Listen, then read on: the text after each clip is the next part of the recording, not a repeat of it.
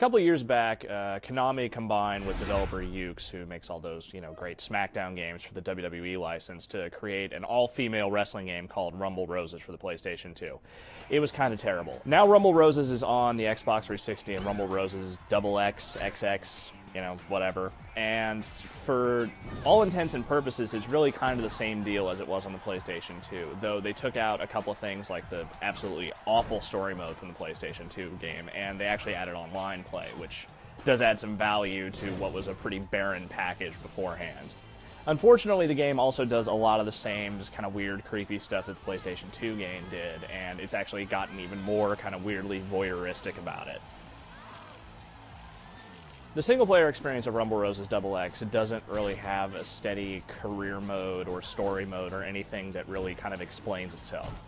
All you do is, from the moment you boot up in the game, it just takes you straight to a character select screen. You pick your character, and you just go. There's just this map that you just kind of jump around, and you fight matches with your chosen character, and you keep earning points to unlock more outfits that you can dress the character up in, and then maybe you can, after sort of developing them after a while, their popularity will rise. You can actually edit the character's builds to increase their arms, body, legs, and bust, and among other things, and then you kind of get a title shot, and then you just pick another character and do the same thing all over again.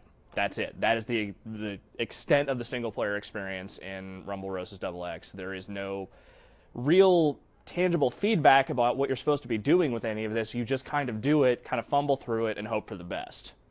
The wrestling itself has remained basically the same idea as it was in the PlayStation 2 game. It is sort of like the SmackDown engine, but it's sort of dumbed down for the purposes of this game, because it's not trying to be, this crazy simulation wrestler or anything. It's just sort of trying to be this kind of breezy, fun arcade wrestler that sometimes succeeds, but also just gets really predictable after a while. Like, the opponent AI in the game is just not that great, and it's really easy just to kind of stun them over and over again, to just, basically just bowl over them after you got a feel for how the mechanics and reversals work. There's a couple of new match types to go with the usual single and tag matches and what have you. One of the gimmick matches is called the Queen's Match, where literally what you do is fight a regular match, and at the end you get to pick out some sort of little goofy embarrassment that the opponent has to go through, be it limbo dancing, or calisthenics, or just pushing them into a swimming pool, or making them pose all sexy. There's also a street fight mode, which is entirely tacked on. Doesn't, the wrestling engine doesn't really jibe with the idea of a standard fighting game match. So, when you're just kind of doing these wrestling slams in this cage arena, and there's you have these health bars that just kind of go down like a regular fighting game, it just doesn't quite fit right. It doesn't feel like what you're doing goes with what the match setup is, and it kind of feels like DOA dumb. And again, Rumble Roses is, sort of, it is a lot like the PlayStation 2 game in the sense that it just kind of creates the same sort of kind of unseemly vibe that the other game did. It's, the girls of this game are very much objects of affection. They're not there to, to have any real personality to speak of.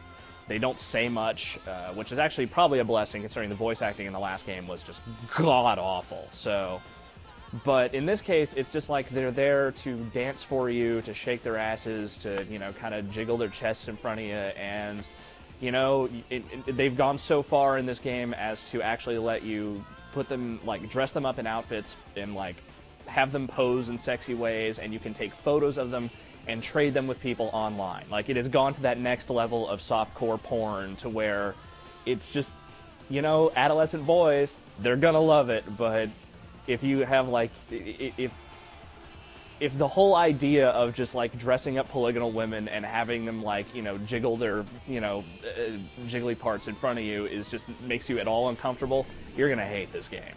To its credit, the game does include another really excellent graphics engine. The PS2 game looked awesome on the PS2. This game looks really great on the Xbox 360. It's not just a high-res version of the PS2 game. They've gone to great lengths, especially when you look at the game in HD. The wrestler outfits have just this really excellent level of detail and just kind of sheen to them that you wouldn't get otherwise in standard definition. All the the arenas and the environments just look a lot better, and there's not that much animation clipping. There used to be tons of it in the other game, and there's less of it now. It still happens every once in a while, but everything just kind of looks a lot better in this game. But that's really all it's got going for it for the most part. It's got the online play, which is functional online play, and it's got great graphics, but apart from that, it's just another kind of menial wrestling game that doesn't really offer much challenge or depth beyond a few matches and a few bouts of watching girls dance sexy for you. It's like there's almost a game in Rumble Roses XX, like kind of screaming, wanting to get out, but it's just constantly being smothered by gyrating women, and there's just not really enough here beyond said gyrations to really make it worth your while.